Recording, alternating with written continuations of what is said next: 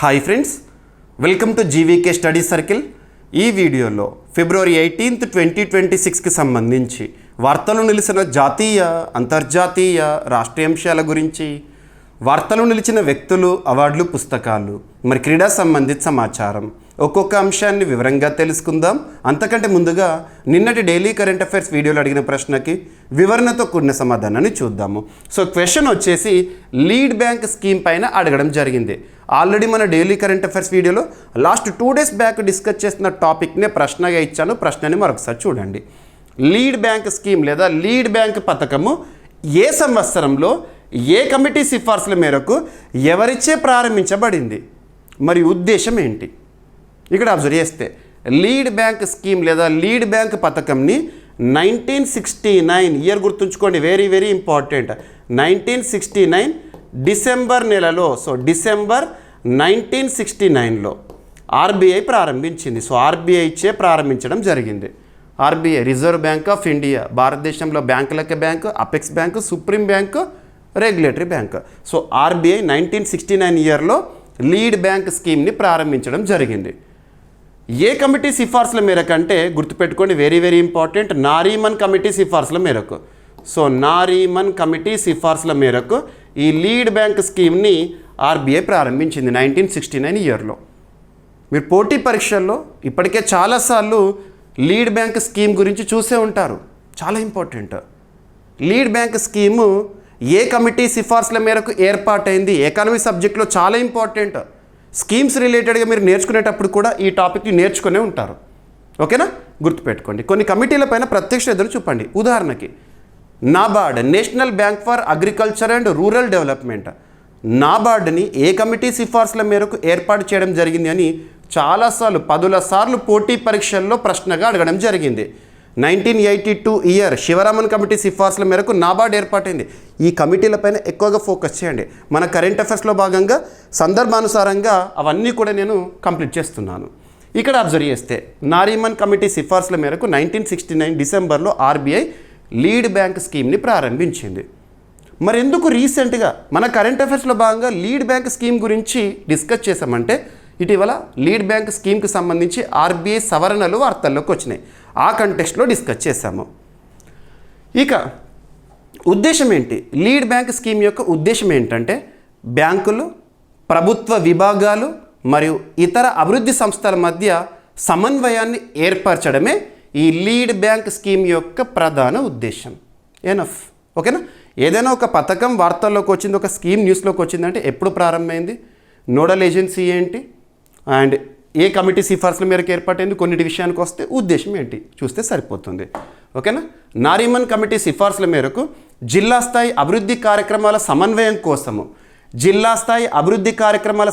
కోసము RBI 1969లో lead bank స్కీమ్ని ప్రవేశపెట్టింది. గుర్తుంచుకోండి, జిల్లా స్థాయి అభివృద్ధి కార్యక్రమాల సమన్వయం కోసము బ్యాంకులు, ప్రభుత్వ విభాగాలు మరియు ఇతర అభివృద్ధి సంస్థల మధ్య సమన్వయం ఏర్పాటు చేయడమే ఈ లీడ్ బ్యాంక్ స్కీమ్ యొక్క ప్రధాన ఉద్దేశం. సో జిల్లా స్థాయి అభివృద్ధి కార్యక్రమాల సమన్వయం కోసం అని గుర్తుంచుకోండి. ఎనఫ్. ఓకేనా. సో ప్రాధాన్య రంగాలకు రుణాల పంపిణీ పెంపు ఈ పథకం యొక్క లక్ష్యము. ఆర్బీఐ ఫిబ్రవరి 13, 2026 రోజున ఈ పథకం నిబంధనల సవరణలపై ముసాయిదా విడుదల చేసింది, డ్రాఫ్ట్ని రిలీజ్ చేసింది. సో మారుతున్న కాలానికి అనుగుణంగా ఏ వ్యవస్థలైనా కూడా మార్పులు రావాల్సిందే కదా. లీడ్ బ్యాంక్ స్కీమ్లో కూడా కొన్ని సవరణలను ప్రతిపాదించడం జరిగింది. ఆ డ్రాఫ్ట్ని రీసెంట్గా ఆర్బీఐ రిలీజ్ చేసింది. ఆ కంటెక్స్ట్లో మనం ఈ టాపిక్ని డిస్కస్ చేస్తాము. గుర్తుపెట్టుకోండి, మీకు ప్రతిసారి చెప్తున్నాను, కరెంట్ అఫైర్స్ అనేది ఒక సింగిల్ సబ్జెక్ట్ కాదు. మనం జనరల్ స్టడీస్లో భాగంగా ఈచ్ అండ్ ఎవ్రీ సబ్జెక్ట్ నేర్చుకుంటాం కదా, ఆయా సబ్జెక్ట్ వైజ్గా వస్తున్న అప్డేటెడ్ ఇన్ఫర్మేషనే కరెంట్ అఫైర్స్. ఓకేనా. సో మనం కరెంట్ అఫైర్స్ పట్ల మ్యాక్సిమం గ్రిప్ వచ్చిందనుకోండి, కరెంట్ అఫైర్స్ కోణంలో 100% సాధించడమే కాకుండా జనరల్ స్టడీస్లో కూడా మ్యాక్సిమం స్కోర్ చేయగలుగుతాము. గుర్తుంచుకోండి. ఓకేనా. సో రిజర్వ్ బ్యాంక్ 1935లో స్థాపన జరిగింది. ప్రధాన కేంద్రం వచ్చేసి Mumbai as head quarter RBI is working. ప్రస్తుతం సంజయ్ మల్హోత్రా గారు విధులు నిర్వర్తిస్తున్నారు ఆర్బీఐ గవర్నర్గా, రెగ్యులేటరీ బ్యాంక్. గుర్తుంచుకోండి. ఓకేనా. రీసెంట్గా ఫిబ్రవరి నెలలోనే ఆర్బీఐకి సంబంధించి మానిటరీ పాలసీ కమిటీ మీటింగ్ని మనం చూసాము. జీడిపి గ్రోత్ రేట్ని 7.4%గా వాళ్ళు చూపిస్తున్నారు ప్రస్తుత ఆర్థిక సంవత్సరంలో. ఇలాంటివి లింక్ చేసుకోండి. ఓకేనా? ఏదైనా ఒక సంస్థ గురించి మనం కరెంట్ అఫైర్స్లో భాగంగా చూస్తున్నప్పుడు దానికి సంబంధించిన బేసిక్ చూడండి. ఏ సంవత్సరంలో స్థాపన జరిగింది, ప్రధాన కేంద్రం ఏంటి, ఆ సంస్థకు సంబంధించిన చీఫ్గా ఎవరున్నారు, ఇటువంటి పాయింట్స్ అవన్నీ నేను కవర్ చేస్తున్నాను. ఓకేనా? సరిపోతుంది. లీడ్ బ్యాంక్ స్కీమ్ 1969 లక్ష్యం జిల్లా స్థాయిలో బ్యాంకులు, ప్రభుత్వం, ఇతర సంస్థల సమన్వయంతో ప్రాధాన్య రంగాలకు రుణ ప్రవాహం పెంపు ఆర్థిక సమావేశ సాధనే ఉద్దేశము. ఇక నెక్స్ట్ ఈరోజు ఫిబ్రవరి 18th 2026 మీరు అన్ని వార్తాపత్రికల్లో కూడా చూసుంటారు, మెయిన్ పేజీలో చూసుంటారు. రక్షణ రంగానికి సంబంధించి అని చెప్పొచ్చు, మరియు ఇంటర్నేషనల్ రిలేషన్స్లో భాగంగా కూడా చూడొచ్చు. ఇక్కడ అబ్జర్వ్ చేస్తే భారత్, ఫ్రాన్స్ ఇరు దేశాల మధ్య సత్సంబంధాలు అనేవి కొనసాగుతున్నాయి. ఇక్కడ అబ్జర్వ్ చేస్తే 2024 గణతంత్ర దినోత్సవ వేడుకలకి ఫ్రాన్స్ అధ్యక్షుడు ఎమాన్యుయల్ మ్యాక్రాన్ గారు భారతదేశానికి వచ్చారు. 2024 గణతంత్ర దినోత్సవ వేడుకలకు ముఖ్య అతిథిగా. ఆ సందర్భంగా కొన్ని ఒప్పందాలు చూసాము. తను భారతదేశం నుండి ఫ్రాన్స్కి వెళ్ళగానే యూపీఐని కూడా ఈఫిల్ టవర్ వద్ద ప్యారిస్లో ప్రారంభించడం, ఇవన్నీ కూడా చూస్తున్నాం. ఇక రీసెంట్గా 114 రఫేల్ యుద్ధ విమానాల కొనుగోలుకు ఫ్రాన్స్తో కుదుర్చుకోబోతున్న ఒప్పందం అని చెప్పేసేసి దసో ఏవియేషన్ సంస్థ రీసెంట్గా మన డిఫెన్స్ అక్విజిషన్ కౌన్సిల్ ఆమోదముద్ర వేసింది. సో ఎమాన్యుయల్ మ్యాక్రాన్ గారి పర్యటన సందర్భంగా ఆ ఒప్పందం కూడా తుది దశకు రాబోతోందని చెప్పాను. ఇలా లింక్ చేసుకోండి, కరెంట్ అఫైర్స్తో లింక్ చేసుకోండి. ఈరోజు ఏంటంటే ఫిబ్రవరి 17th, సో నిన్నటి రోజున ఫిబ్రవరి 17th 2026 రోజున భారత ప్రధాని నరేంద్ర మోదీ గారు, ఫ్రాన్స్ అధ్యక్షుడు ఎమాన్యుయల్ మ్యాక్రాన్ గారు కలిసి ఒక ఇనాగ్రేషన్ చేశారు. ఒక ప్రారంభోత్సవంలో పాల్గొన్నారు.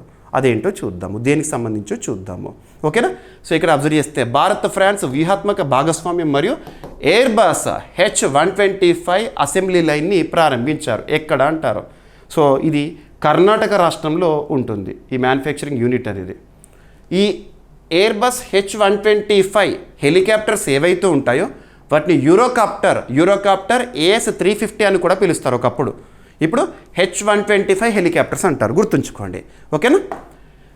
అండ్ ఇంకొకటి ఏంటంటే India France year of innovation 2026ని కూడా నిన్నటి రోజున లాంచ్ చేశారు ఇరు దేశాధినేతలు. ఓకేనా? సో భారత్, ఫ్రాన్స్ సంబంధాలు ప్రత్యేకమైనవని భారత ప్రధాని నరేంద్ర మోదీ గారు చెప్పడం జరిగింది. ఇరు దేశాధినేతల మధ్య భారతదేశం నుండి ప్రధాని నరేంద్ర మోదీ గారు, ఫ్రాన్స్ నుండి ఎమాన్యుయల్ మ్యాక్రాన్ వీరి మధ్య భేటీ జరిగింది నిన్నటి రోజున. అందులో కొన్ని ఒప్పందాలు.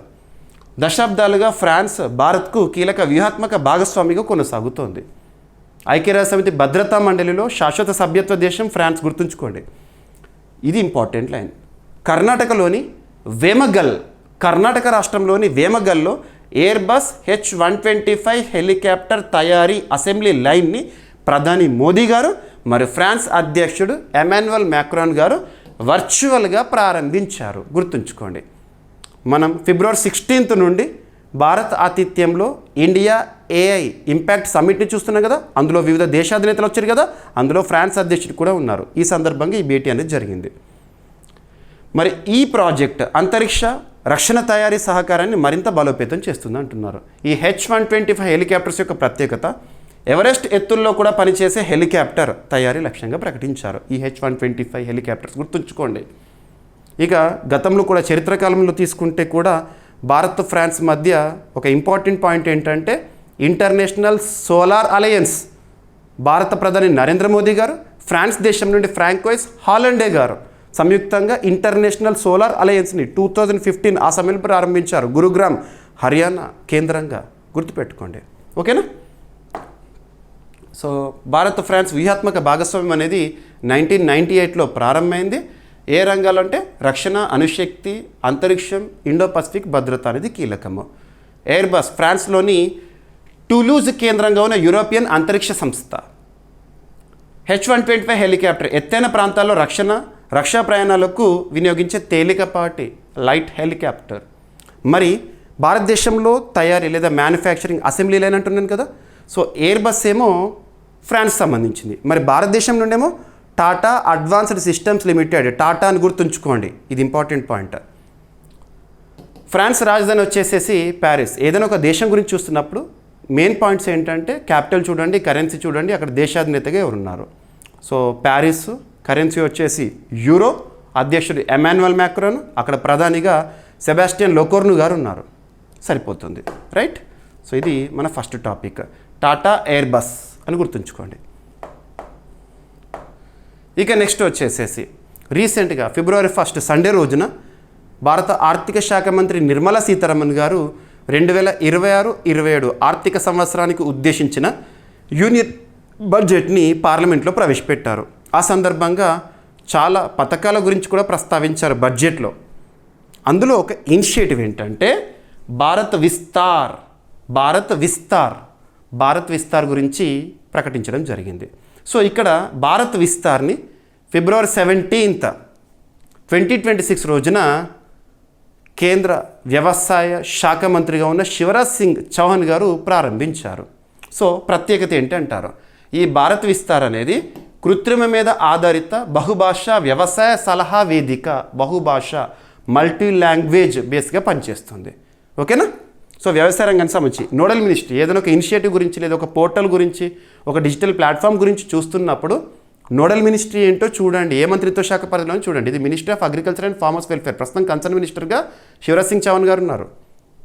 యూనియన్ బడ్జెట్ 2026-2027లో ప్రకటించిన భారత విస్తార్ వేదికను కేంద్ర వ్యవసాయ శాఖ మంత్రి ప్రారంభించారు శివరాజ్ సింగ్ చౌహాన్ గారు. ఇది వ్యవసాయ రంగానికి కృత్రిమ మీద ఆధారిత బహుభాషా డిజిటల్ పబ్లిక్ ఇన్ఫ్రాస్ట్రక్చర్ వేదిక. గుర్తుపెట్టుకోండి ఏంటంటే కృత్రిమ మీద artificial intelligence based multi languages లేదా బహుభాషా డిజిటల్ పబ్లిక్ ఇన్ఫ్రాస్ట్రక్చర్ వేదిక అమలు సంస్థ ఏంటి, వ్యవసాయ మంత్రిత్వ శాఖ కేంద్ర. వాయిస్, చాట్, మొబైల్ ద్వారా రైతులకు వ్యక్తిగతీకరించిన తక్షణ సమాచారాన్ని అందిస్తుంది. పథకాలు, సలహాలు, మార్కెట్ సమాచారం, ఫిర్యాదు పరిష్కారం కోసం ఒకే డిజిటల్ ద్వారంగా పనిచేస్తుంది. సో వ్యవసాయ రంగానికి సంబంధించిన స్కీమ్స్ ఏంటి, లేదా ఏదన్నా కంప్లైంట్ ఇవ్వాలన్నా, లేదా ఏదైనా సలహా పొందాలన్నా, మార్కెట్ రిలేటెడ్గా సమాచారం కావాలన్నా అన్నీ కూడా ఇందులో మనకు పొందొచ్చు సమాచారాన్ని. మల్టీ లాంగ్వేజ్గా పనిచేస్తుంది, ఆర్టిఫిషియల్ ఇంటెలిజెన్స్ ఆధారంగా పనిచేస్తుంది, చాట్ బాట్ కూడా. ఓకేనా. సో కృత్రిమ మేధ ద్వారా పంట, వాతావరణం, మార్కెట్కు సంబంధించిన వ్యక్తిగత సలహాలను అందిస్తుంది.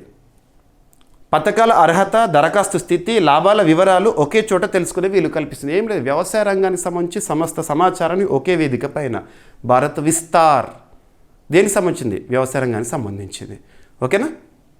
ప్రారంభంలో హిందీ మరియు ఇంగ్లీష్లో అందుబాటులో ఉంది, తర్వాత అన్ని లాంగ్వేజ్ కూడా స్ప్రెడ్ చేస్తారు. దశల వారీగా 11 భాషలకు విస్తరణ చేపడతారంట. 155-261 టోల్ ఫ్రీ నెంబర్లో భారతి అనే ఏఐ సహాయకురాలి ద్వారా వాయిస్ సలహాలు అందిస్తారు. భారతి పేరు గుర్తుంచుకోండి. ఓకేనా. ఇక్కడ టోల్ ఫ్రీ నెంబర్ ఏంటంట 155-261. Digital public infrastructure, Aadhaar, UPI, DigiLocker వంటి పెద్ద స్థాయి ప్రజాసేవల టెక్నాలజీ వేదికలు.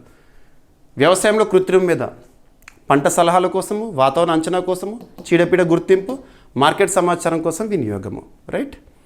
సో నెక్స్ట్ టాపిక్ వచ్చేసి అంటార్కిటికాలో తొలి రిమోట్ అల్ట్రాసౌండ్ నిర్వహించిన all India institute of medical sciences.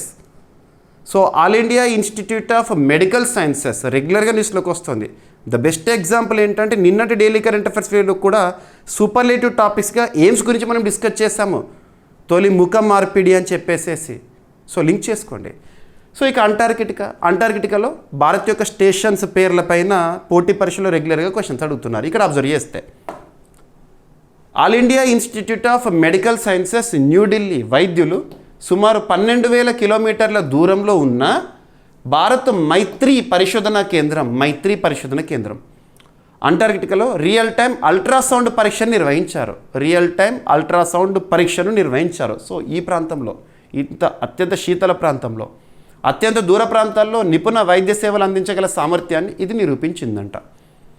టెలిరోబోటిక్ ultrasound వ్యవస్థ ద్వారా భారత్లోని వైద్యులు అక్కడి యంత్రాన్ని దూర నియంత్రణతో నిర్వహించారంట. ఇక నెక్స్ట్, సో ర్యాంకింగ్స్ అని చెప్పొచ్చు, నివేదిక అని చెప్పవచ్చు.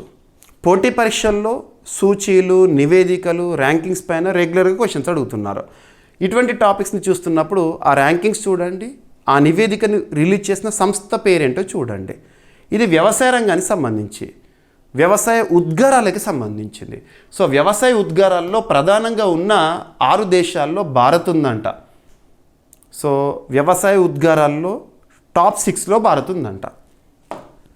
సో ప్రపంచ వ్యవసాయ గ్రీన్ హౌస్ వాయు ఉద్గారాలు, గ్రీన్ హౌస్ గ్యాసెస్, పంట పొలాల్లో రిలీజ్ అయ్యే గ్యాస్ మీథేన్ ఇటువంటి మీరు చూసుంటారు. 61% కారణమైన 6 దేశాల్లో Bharat, China, Indonesia, America, Thailand, Brazil ఉన్నాయంట. మరి ఎవరు చెప్పారు ఈ పాయింట్ అంటే అమెరికాలోని కార్నెల్ విశ్వవిద్యాలయం అగ్రికల్చర్ అండ్ లైఫ్ సైన్సెస్ కళాశాల శాస్త్రవేత్తలు శాస్త్రీయంగా అధ్యయనం చేసి నిరూపించారంట. సో నెక్స్ట్ టాపిక్ వచ్చేసి డిజాస్టర్ మేనేజ్మెంట్కి సంబంధించి చూడవచ్చు. ఇక్కడ అబ్జర్వ్ చేస్తే ఇటీవల కాలంలో వార్తలు నిలుస్తున్న అగ్నిపర్వతాలు ఏవైతే ఉంటాయో వాటి పేరు గుర్తుంచుకోండి, లొకేషన్ చూడండి. ఎనఫ్ తరచూ బద్దలవుతూ చుట్టుపక్కల ప్రాంతాలకి సమస్యాత్మకంగా మారుతున్న అగ్నిపర్వతం పేరు, లొకేషన్. ఇక్కడ అబ్జర్వ్ చేస్తే రీయూనియన్ ఐలాండ్కి ఆగ్నేయం వైపున ఉన్న ఒక యాక్టివ్ వాల్కనో ఈరోజు యాక్టివ్గా న్యూస్లో ఉంది. ఈ ఏడాదిలోనే 2వసారి ఎరప్షన్తో న్యూస్లోకి వచ్చింది. ఆ అగ్నిపర్వతం పేరేంటి? సో పిటోన్ డేలా ఫుర్నేస్ వాల్కెనో ఇటీవల బద్దలవుతూ న్యూస్లో ఉంది. అది ఎక్కడ ఉంది? రీయూనియన్ దీవి ఆగ్నేయం వైపున ఉంది. ఈ రీయూనియన్ ఐలాండ్ అనేది ఏ దేశానికి సంబంధించింది అంటే ఇది హిందూ మహాసముద్రంలోని ఐలాండ్ రీయూనియన్ దీవి అనేది. సో దీని అడ్మినిస్ట్రేషన్ ఏ దేశానికి సంబంధించింది అంటే ఫ్రాన్స్, గుర్తుంచుకోండి.